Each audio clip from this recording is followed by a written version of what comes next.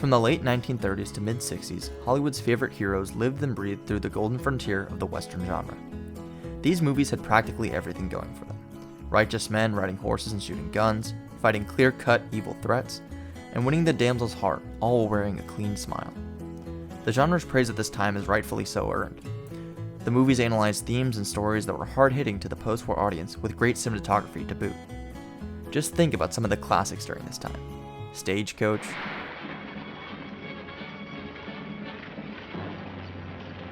Treasure of the Sierra Madre. Cards are dealt the other way now, Dobbs. Yeah. Now listen to me. I Dobbs, listen to you. look, you're all wrong. Not for a moment did I ever intend to rob you or do you any harm. High Noon,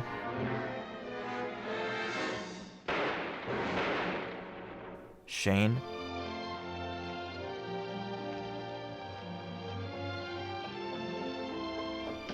Rio Bravo, Stay away from that rifle, Sheriff. You can see we've still got our guns. There ain't your deputy up the street, my friend. Then a little later came Mel Brooks' 1974 hot take, Blazing Saddles. Hands on your hips, get on the horse.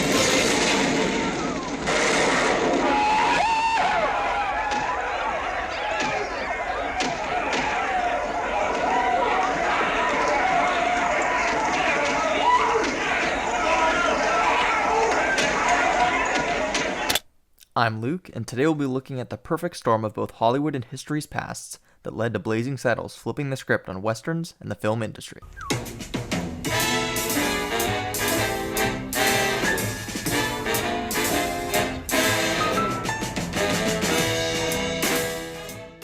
Blazing Saddles stars Cleavon Little as Bart, a railroad worker who becomes the first black sheriff after getting wrapped up in the crooked Hedley Lamar's plot to build a railroad through the town of Rock Ridge. Bart, over the course of the film, must foil Lamar's schemes while also confronting the racism inside Rock Ridge. From a storytelling perspective, what made the creation of this film so interesting was everything going on at that time in the US. Firstly, in 1968, the infamous Motion Picture Production Code ended its reign over Hollywood. This set of rules, sometimes referred to as the Hays Code, strictly governed what could or couldn't be shown on screen. These guidelines prohibited harsh profanity, interracial relationships, deliberate prostitution, making fun of religion, having morally gray heroes or crooked law enforcement, and animal cruelty, just to name a few. The Hays Code led to a romanticized version of the West being normalized on screen, now ripped of any swearing, racism, moral ambiguity, or dirty behavior that was actually in the historic West. The end of the code brought a new sense of freedom to filmmakers, who rode the high of the Western craze and pioneered the neo-Western, with more anti-heroes and compelling subject matter in the late 60s and early 70s. The civil rights movement of the 50s and 60s also reached its peak in 1968 with the passing of the Fair Housing Act and the assassination of Martin Luther King Jr.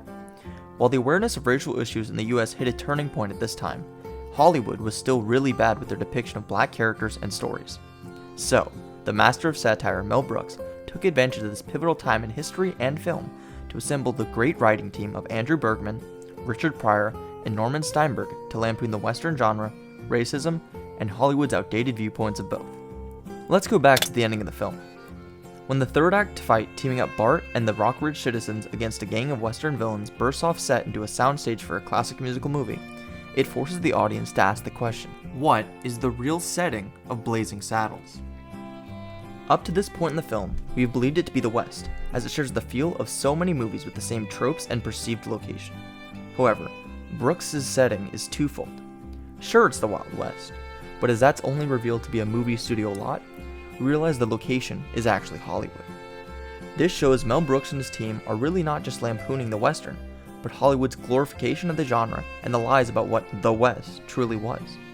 This reveal tells the audience that the reason why all the characters aside from Bart and Jim act so incredibly racist and idiotic is because they function as stand-ins for the film industry's treatment of the West and diversity.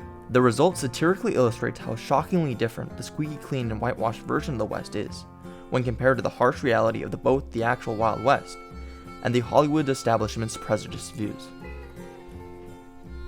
Although, the film is not 100% perfect and free from the aging effects of dated comedy. Along with some questionable jokes here and there, the biggest question lies within the usage of the N-word. In the context of the film, it is meant to highlight how the word was not always censored during the time of the Hays Code, while other slurs were, and played for shock value on the 1970s viewing audience. However, in today's day and age, it loses most of its intended satirical effects. However, the film is still a genius work by Brooks and his team, as so many of the jokes and commentary still hit as hard today. They are, after all, making fun of the entirety of the film industry and institutionalized racism. Blazing Saddles wastes no time in establishing itself as a traditional Western with stylistic choices in the opening sequence. There's classic Western title cards, an overdone and hammed up ballad by Frankie Lane, and the first shot of the railroad worker line even replicates the ending shot of 1968's Once Upon a Time in the West. Heck, the townsfolk even stopped to honor Western star Randolph Scott like he's some kind of god. Randolph Scott. All right, Sheriff. Which illustrates how Hollywood loves to put the Western genre on a pedestal. However, this glistening facade is soon ripped back with absurd defiances of the now defunct Hays Code. Mel Brooks and his team sought to bring back the truth of the West by showing its less glamorous side in satiric ways.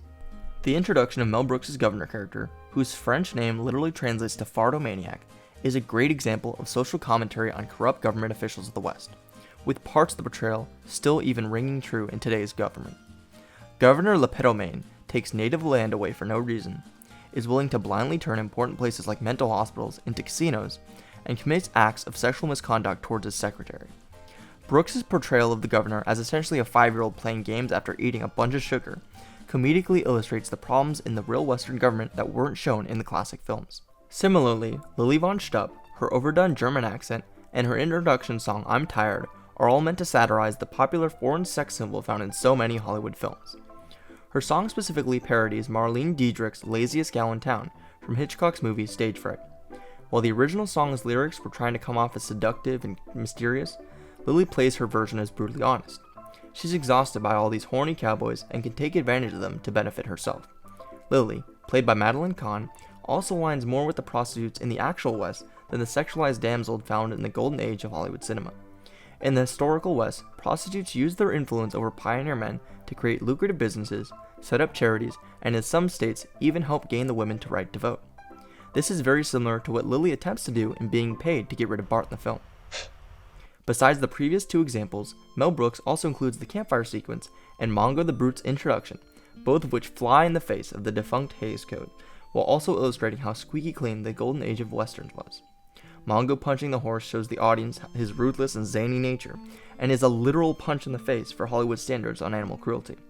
The campfire sequence was the first instance of farting in a movie, and seems fitting considering the absurd tone of the film is already taking, and another jab by Brooks showing the audience how real cowboys actually lived.